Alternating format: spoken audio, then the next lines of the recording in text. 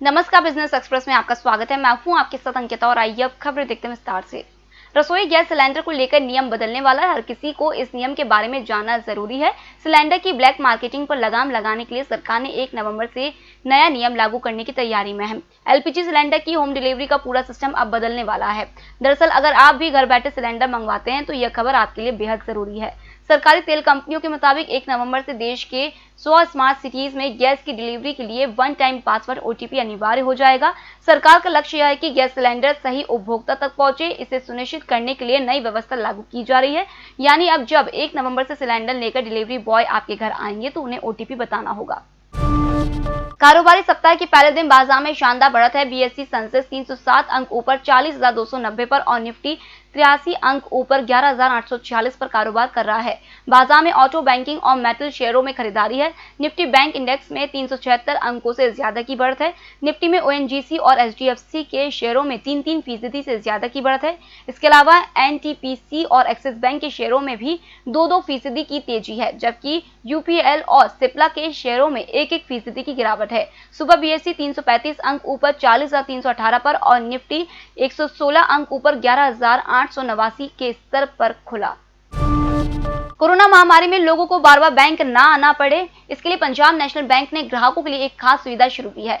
इस सुविधा में आप सिर्फ मैसेज के जरिए ही अपने सभी काम कर सकेंगे। आपको सिर्फ अपने रजिस्टर्ड मोबाइल नंबर से बैंक को मैसेज करना होगा और आपको सभी डिटेल्स मोबाइल पर ही मिल जाएंगी।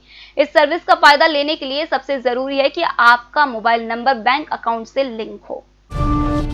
प्रधानमंत्री जनधन योजना के तहत खुले बैंक खातों में आधे से अधिक खाते महिलाओं के हैं। सूचना का अधिकार जवाब के मुताबिक 9 सितंबर 2020 तक इस योजना के तहत कुल 40 करोड़ खाते खुले थे। इनमें से 22 करोड़ बैंक खाते महिलाओं के और 18 करोड़ खाते पुरुषों के हैं। मध्य प्रदेश के एक्टिविस्ट चंद्रशेखर गौड़ को दिए गए आरटीआई जवाब में हालांकि यह जानकारी नहीं मिल पाई कि महिलाओं पुरुषों के खातों में कुल कितनी रकम जमा है। 9 सितंबर 2020 को 3 करोड़ खातों में कोई रकम जमा नहीं थी। जीरो बैलेंस वाले इन खातों में भी पुरुषों और महिलाओं के अलग अलग खातों की संख्या की जानकारी नहीं मिली। होटल गौरीश्री भोपाल शहर के बीचों बीच स्थित ठहरने की सर्व सुविधा युक्त जगह है। Room available in affordable prices और facilities free wifi, AC, TV, parking, security, lift, full sanitised room, toiletry kit.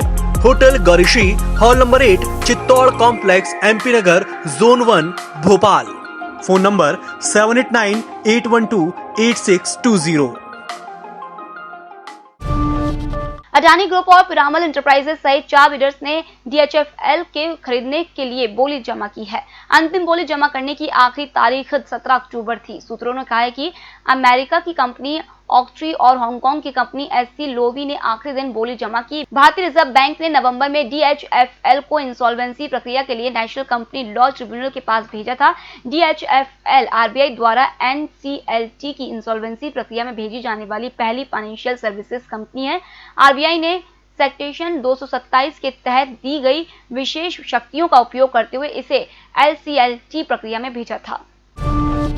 देश के कार्गो मूवमेंट पर कोरोना वायरस महामारी का असर बरकरार है। इंडियन पोर्ट्स एसोसिएशन के मुताबिक इस कारोबारी साल की पहली 6 माही में देश के 12 प्रमुख बंदरगाहों पर थर्मल और कोकिंग कोल का आयात साल दर साल आधार पर 25% घटकर 5 करोड़ टन रहा। शीर्ष पोर्ट संगठन ने अपनी रिपोर्ट में कहा है कि सितंबर 2020 में इन बंदरगाहों पर कोयले के वॉल्यूम में लगातार छठे महीने गिरावट रही।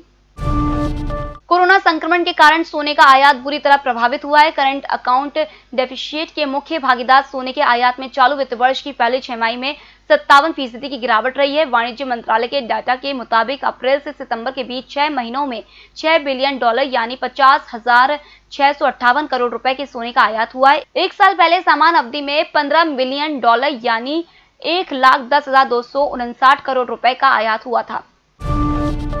इंडस्ट्रियल और कमर्शियल गतिविधियों में उछाल की बदौलत अक्टूबर के पहले हाफ में बिजली खपत में 11% की बढ़ोतरी रही। बिजली मंत्रालय के डेटा के मुताबिक 1 से 15 अक्टूबर तक देश में 55 बिलियन यूनिट बिजली की खपत हुई है। एक साल पहले समान अवधि में 49 BU बिजली की खपत रही थी। डेटा के मुताबिक पिछले साल अक्टूबर में कुल बिजली खपत 97 BU रही थी। जानकारों का कहना है कि इस साल अक्टूबर के पहले हाफ के डेटा से स्पष्ट संकेत मिलता है कि इस बार वार्षिक आधार पर बिजली खपत की ग्रोथ 2 अंकों में हो सकती है। फिलहाल इस बुलेटिन में इतना ही। आप बने रहिए ईएमएस टीवी के साथ। नमस्कार। है।